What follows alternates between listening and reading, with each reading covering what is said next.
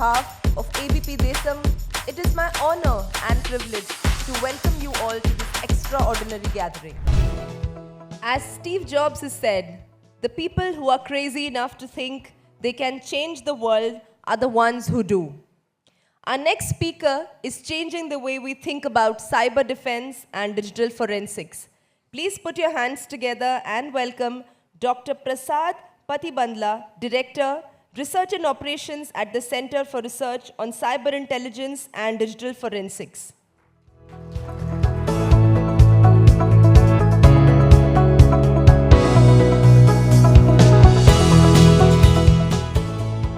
Welcome, sir. May I also call on stage Vidhi Maheshwari to engage sir in another insightful conversation.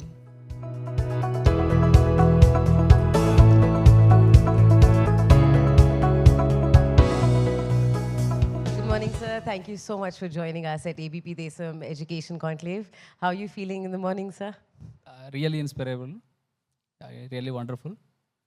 Sir, we've got a lot of questions that we'd like answered by you. So basically, we'd like to ask you first, what are the key skill gaps you see in today's cybersecurity graduates? And how can academic institutions address them efficiently? Basically, cybersecurity is concerned when you are become a cybersecurity expert. When you are studying as a graduate as a BTech in the computer science or maybe IT or might be a cybersecurity as a branch for you. Majorly what you are studying like a networking, cyber, like a computer networks, then go to network security and cryptography, then go to data communications. These are the subjects generally we are learning at the academically. When we learn these particular subjects, when we come to the industry, definitely they are missing, especially like industry-driven kind of skill set. For example, if I have like a graduate, if I am taking him as a like a security engineer or software engineer, I am asking to prepare to understand but my website is there, try to identify any vulnerabilities are there. So these people are not able to understand what is the vulnerabilities, where the vulnerabilities are existing on the website, how to identify it, then these are what kind of threats are involving. These kind of practical exposure somewhere is missing in the academically, which we need to be patched through certifications, through kind of special trainings or real-time approaches as well as some practical manner as well. Which comes to my next question, sir. How important is hands-on training like simulations, threat exercises in preparing for these courses, for these cyber challenges? Yeah. So basically, every university, every college is regularly conducting the kind of CTF, capture the flag kind of programs. And there is like hackathons, they are also conducting. But these are the kind of the one problem solving situations and problem addressing methodology. Apart from that, if they are really learning the kind of certifications, that definitely it will help much more to will be much more near to the industry to combating these kind of threats and vulnerabilities. With changing time and technology, AI, machine learning coming in place, does it make it easier or difficult to understand cybersecurity? So majorly, most of the having the doubt regarding if the AI tools as well as the AI and ML become a overpassing or bypassing the like a regular day-to-day employments. That's absolutely not absolutely wrong. Why? Because the AI tools and ML tools as well as somebody has to be developed. Then there is a lot of manpower is required to create, to set up, to develop, to integrate these kind of AI tools. And at the same time, when the AI tools are ready, somebody has to be run. There is a two type of AI things are there. One is like AI assistant tools. Second one is the generic tools. So AI generic tools are different, AI assistant tools are different. For example, ChatGPT and all, like these are all the AI assistant kind of tools. AI generic tools also there. So these are the, like with the help of the APK tools and the API tools, they will be integrated with the system. These tools can be run by can be operated by the kind of students like here in front of me. These people should be understand there is a technology called, there is a methodology called prompt engineering. So if they are skilled, if they are designing if you understand the prompt engineering, definitely they are the part and parcel of the like AI driven or AI and ML driven employees. So when we're talking about cyber intelligence and digital forensics, what all comes under this and how can students understand this even more? Basically, we are in this domain especially. Regularly we are going to see many people are like, sir, I got receiving the call where I lost the like 50,000 rupees. Somebody send the link and click on it. Then some money has gone. Somebody send the WhatsApp.apk file and installed it. Some money has gone. So when these generally, even educated, uneducated, semi-educated, everybody is facing the cyber frauds as a day-to-day crime scenario. In this scenario, basically what we do, they are make a call to the 1930 or they can go to the cybercrime.gov.in and they will lodge a complaint. After that, what will happen, they don't know. So basically, it will come to the, again, redirected to the SHO, who is the near, your corresponding document, corresponding location. After that, what they will do, you don't know. There is a backup team is there. Like earlier, we were providing the services to the, like a police department. Basically, we do the two parts. One is called cyber intelligence. Second one is called digital forensics. Cyber intelligence means we are doing the two kind of activities. One is called passive intelligence and second one is called active intelligence. Passive intelligence, generally, we never touch our target. We are try to collect in the footprints by using the kind of like a AI, like a Google Docs methods. Then go to digital footprints like there is a technique called OSINT, open source intelligence. By using these tools, we try to collecting the methodology. We try to collecting their particular footprints. Whereas there is called active intelligence. These active intelligence they try to grabbing the target by using the sending the link or sending the kind of like a no click or zero click kind of links and try to capturing their devices into the target and they will be capturing the information. This is a monitoring and methodology. I mean like active intelligence and passive intelligence. When we went to like exactly 2000 when the 370 article 370 got revoked, we went to the Jammu Kashmir at the time.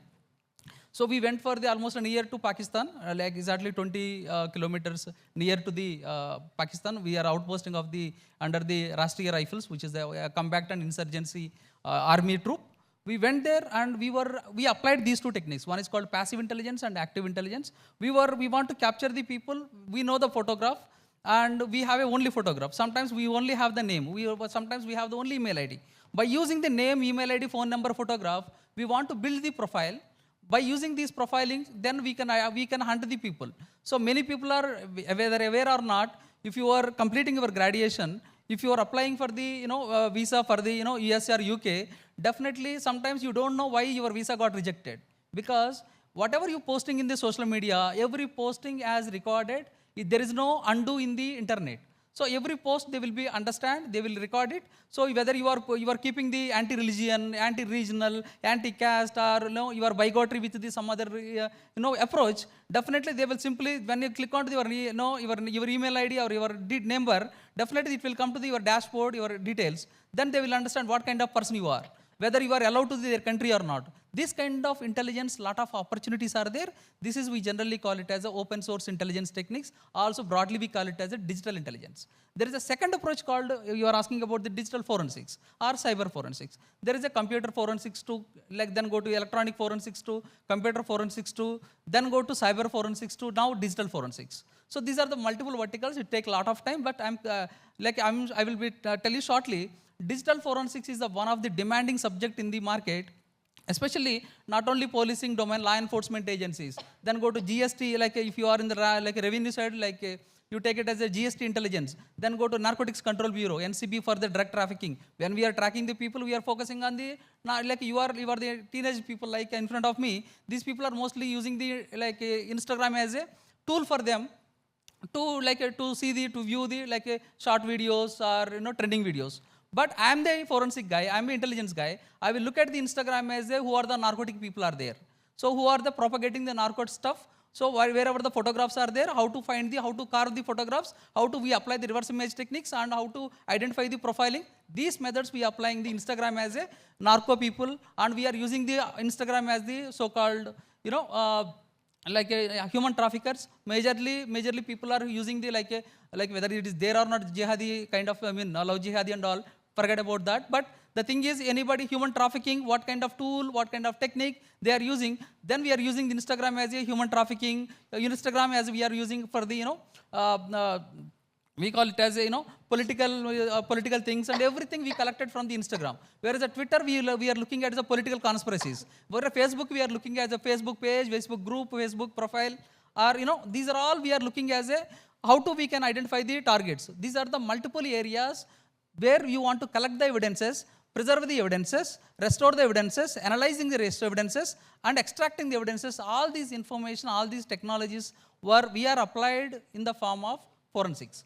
The forensics, don't think of only disk forensics, mobile forensics. Most of the people are thinking you are just scrapping you are just formatting your mobile phone, you are just apply the multiple, like screens. You don't think the password is never be unbreakable.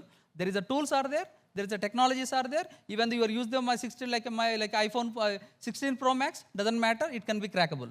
So whatever you are using the China phones, still be crackable. There is a chip off methods are there. There is a JTAG methods are there. They can able to retrieve our data. While why I'm trying to telling you, this is a large scale, lot of opportunities are available. So one of the interesting in the digital forensics and intelligence, your face will be, appear in front of the society. Your work will be appear in front of the society. Unlike the computer, your AML engineer or maybe your software engineer, majorly nobody knows. But if you are using this cyber security or maybe AML, particularly forensics or maybe digital intelligence, if your profession is like that, your identity much more exploring in front of the society. And not many of us realize when it comes to cybersecurity how much information we're actually putting out on the internet. A lot of us students right here have their necks staring at their phones. So every time we access a website, every time we're on social media, what all information unknowingly are we putting out on the internet, and how unsafe does that make us? So basically, many people are, whether they browse it or not, I don't know. There is a two type of internets are there. One is called surface internet, another one is called deep and darknet internet. So surface internet, when you browse it, basically they will have some cookies, inbuilt cookies. They will track your identity through some kind of session hijacking cookies methods. Particularly, they will know their IP address. They will try to identify their proximate locations and all. But where the deep and darknet things, when you are hitting the website, they try to they can have the inbuilt code. It will automatically open your camera. They will take the photographs. They will take your live location. They will take your IP address, where is new normal. Apart, these are all generally it will collected by the websites. But this is whether the user side and surfacing side when you are browsing the site. But you are the software engineer. You want to analyze it. For example, like ABP channel is there. ABP Desam channel is there. They have a websites. They have a apps, and they have a maybe kind of servers are there. So these servers, ABP channel, ask you to these our youngsters. So please identify my website is ready to go for safe or not, browsing for the safe my users or not. So then how do you are analyzing the website is safe or not? How do you check it? Then the app is safe or not? How do you check it? So these kind of method, particularly there is a technique called VAPT, vulnerability assessment and penetration technique is a method. By using this particular VAPT technique for both websites as well as apps, the particular software engineers, they will run some kind of tools and frameworks, and they will assessing the vulnerabilities and threats of the particular website. Then based on the vulnerability report, then particularly software based on the input report is given by the software engineer, security engineer, then software developer will be patch those kind of vulnerabilities and these particular security things. Then only that is where you people are required. So cyber security doesn't mean what will happen. Security will be happen in the data side, your mobile side, your computer side, your network side, your website side, your app level, your server level, your proxies level. So multiple layers, cyber security is a very holistic, it's a very broad sense. Where you are going to, again hitting. You are very good in the networking, you want to break the networks, then you are become a network security, you should understand. You want to understand the websites and you want to know the vulnerabilities, you are become a web security engineer. Or you want to know the mobile apps, or you want to know the gaming related things, and you want to you want to understand the threat and the analysis, you should understand the, like game related applications or .apk related applications. Why? Because recently when we are in the war scenario, almost Pakistan people are almost like hundreds of websites got defaced or compromised with our Indian websites. Of course, our people also compromised their websites. So it is the one scenario to understand not only regular war, if the war is happened, not only land, air or water, but also satellite, and one more area is called cyber, like a cyber warfare. Cyber warfare become a new normal for the, like tomorrow you are going to secure your digital assets. Digital assets means not like just your computer data or maybe your servers or thing. So digital assets means your entire architecture, your critical infrastructure. For example, your water grid, your power plants, your like aviation sector, your railway network. Completely, these are all under the networks only. If simply your computer was hacked, somebody you just format it, nothing will happen. Maybe you lost the data. If somebody hacking the aviation system, you can't imagine how much blow will come. So this is the area where security engineers are much more required to stop, to block, to combating these kind of attacks. Then only we required a lot of people. When I went to the Israel, on behalf of country, so I have seen the people. Every like you people, they are not come to the SR Nagar or Amirpet, just by giving the 5,000 rupees, they're taking the project. Every project, whatever the project, they are ready to came to like this kind of showcase. They are showing like a website security. Then got every security they are try to promoting as a marketing. They converted as a startup and they are marketing into they are marketing into the public domain. This is how the scenarios are there, ma'am. So I have to ask you this. You spoke about cyber warfare. There are movies made on things like this, fictional scenarios where there's cyber warfare. And in movies, they show a lot of digital forensics being done in a very cool manner. Just a few clicks and you get all the answers and you're able to access the enemy's computers or network. Is it really that easy? How difficult is it? No, Because ma'am. movies make it look very cool and very fun. Actually, ma'am, the cinemas very romanticizedly they are designed the like movie. Just matter of the one click, they try to hack the website servers and they see all the data. When you are, when your mobile phone is there, they want to locate your location. When they click on it, your route will be there. Wherever your vehicle is moving, entirely it's showing in this movie. The real scenario, it's not like that. So we want to know your level, like missing people. Just I will come to the cyber warfare. Reality cyber warfare, for example, I will give you one example. There is a Cosmos bank is there. Literally 94 crores were looted by the cyber hackers. The same way there is of course, I don't think so. Some of the in Hyderabad based banks also there. So these banks also hacked. It's not instantly, it's like practically just by one click, the entire servers are not there. So almost 3 to 6 months, they will be, they will first penetrating into the server systems, then by using first phishing to identify the real vulnerable administrator or maybe database administrator. First they will compromising that guy, then they will penetrating into their system, then they will become a super user and they go into the database servers, they going into the mail servers, they will identify who are the vulnerable people, who are the checkers or who are the makers, their usernames and their passwords, they will change their username password, like a lot of scenario activities they will make. After that, they will find the a duplicate, some kind of duplicate accounts. One day they will hit the targets. Just like that, 3 to 6 months, the hacker will be in our system. They keep on understanding your servers. They keep on understanding your web servers, your mail servers, your database servers. After that, one day, the Saturday evening or Saturday morning, when the entire servers got, everybody is at home, they want to try to take the rest. Then hackers will be start the loot the money. This is the 3 to 6 months, which is a long process. You take the WannaCry, you take the Cosmos Bank attacks, you take the Krushi Bank, or you take the Mahesh Bank cyber attacks. All are not happened at instant. It's taking a lot of time by penetrating, understand the vulnerability, identify the vulnerable administrator, and then only they will hack the money or may hack the databases, or maybe they're intruding the ransomware. They log the entire systems we can COVID days when the Redis laboratory systems servers got blocked it. So not one day, it's not a cakewalk. And for students who want to build a career in cyber intelligence and digital forensics, what should they learn? What should they study to apply and probably help the nation? Basically, I'm getting this question very frequently. So many people are they are studying a BTech as a cyber security. Some people are studying BTech as a AI and ML. Some people are studying BTech as a computer science and engineering. Some people are studying as a BTech as IT. Ultimately, when you start your career as an entry, nobody bothered. When I'm writing the DPRs, my passive role is coming to the giving the trainings and all. That's the passive role. My active role is I'm writing the SOP, standard operating procedures for the police. DPRs, detailed project reports for SOP, developing the labs. And RFP and request for proposals, nothing but tenders. When I'm writing the tenders, when you see the recruitment people, I need like a software engineer, like cybersecurity expert, 4 vacancies, forensic experts, 10 vacancies. When you see these vacancies, like me, people are preparing the tenders. When we writing the tender, I'm always be very conscious. I don't want to give the specific people entering into the system. I always give the broad sense. Everybody should be competing into the job.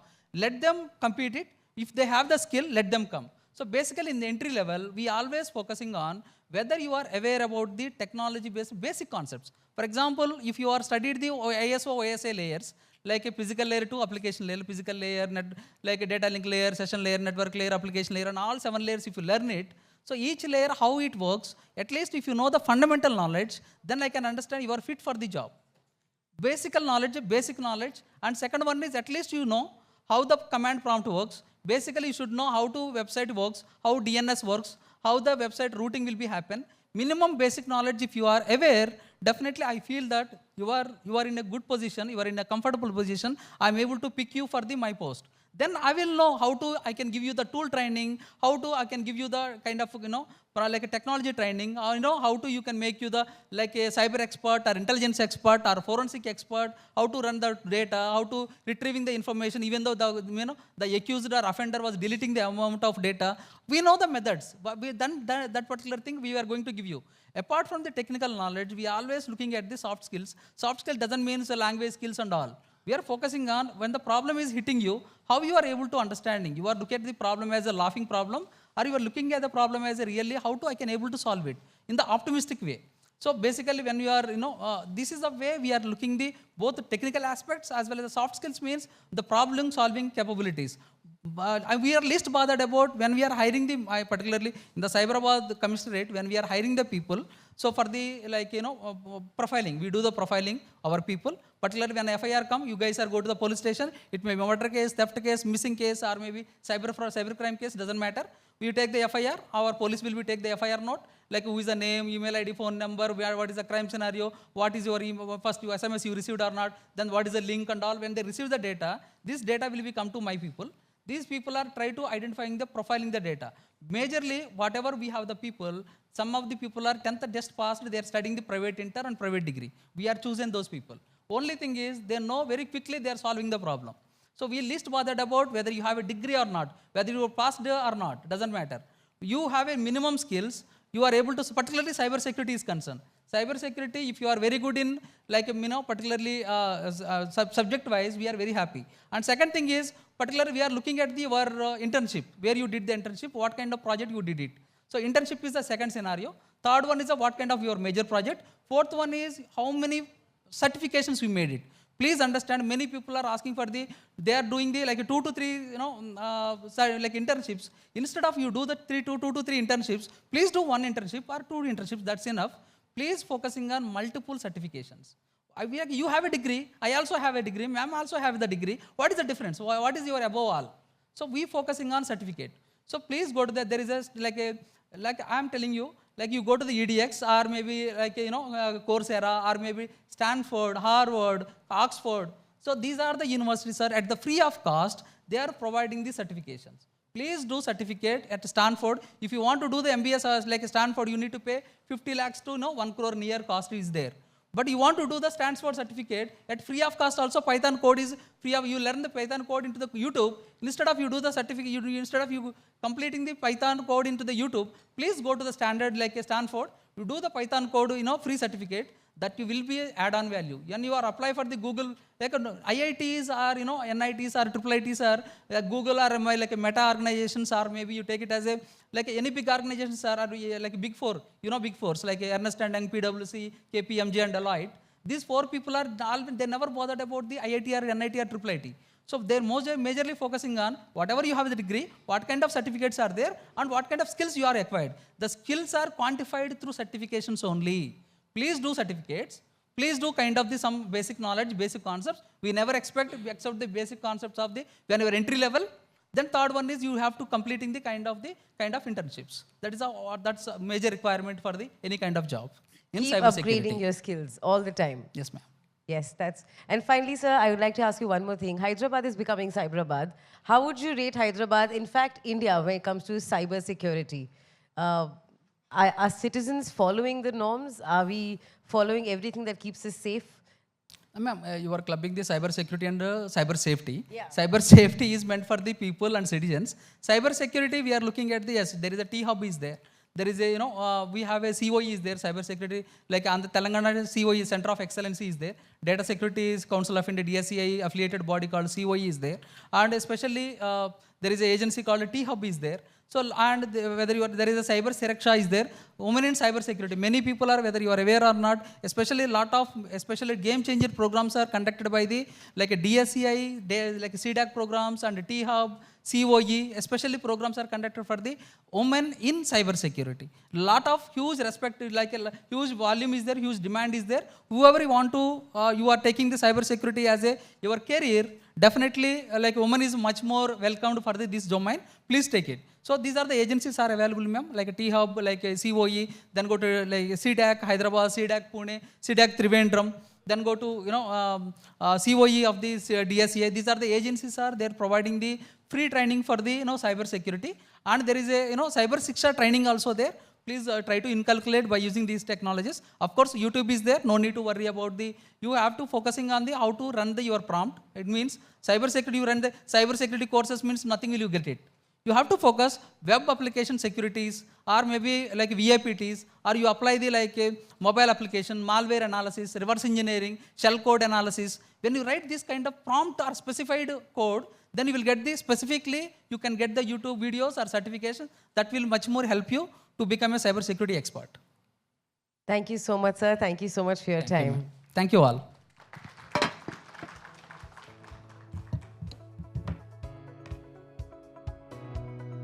Thank you so much, sir. I think this training, the next generation was present in the audience, who are our future cyber defenders, was really crucial in today's time. Thank you once again. May I now request Shri Sunil Goswami, Editor Digital Videos ABP Network, to please join us on stage and felicitate Dr. Prasad Garu.